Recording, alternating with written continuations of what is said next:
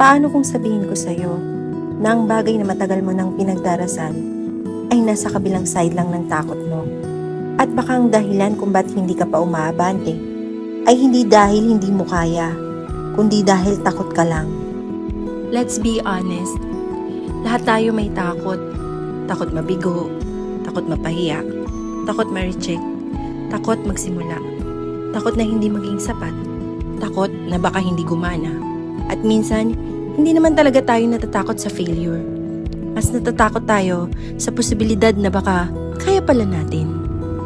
May mga pangarap na hindi natin pinapatay. Tinatago lang natin.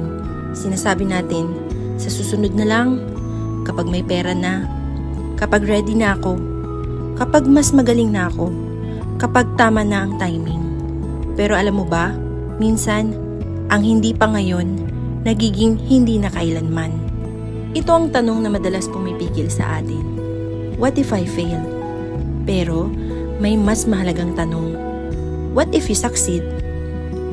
What if this works? What if this changes your life? What if the thing you're afraid of is actually the thing that will set you free? Minsan, kailangan nating tanungin ang sarili natin.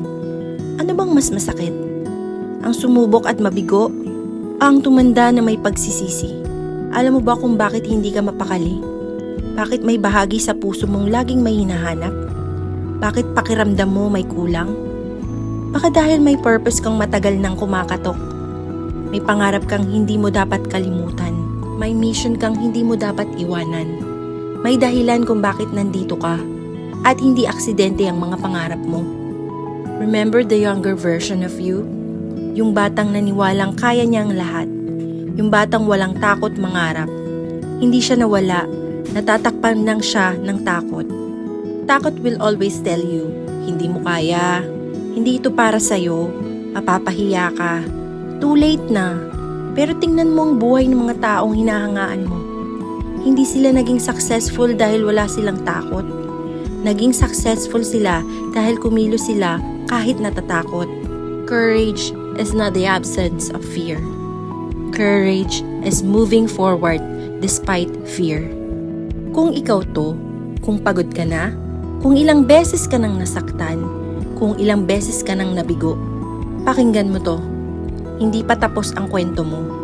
Hindi ka pa tapos hubugin. Hindi pa tapos ang purpose mo. May dahilan kung bakit nandito ka pa. May dahilan kung bakit humihinga ka pa. At may dahilan kung bakit hindi mawala-wala sa isip mo ang pangarap na yon. Maybe, the dream didn't live because it was never meant to live. Maybe, it keeps coming back because it belongs to you.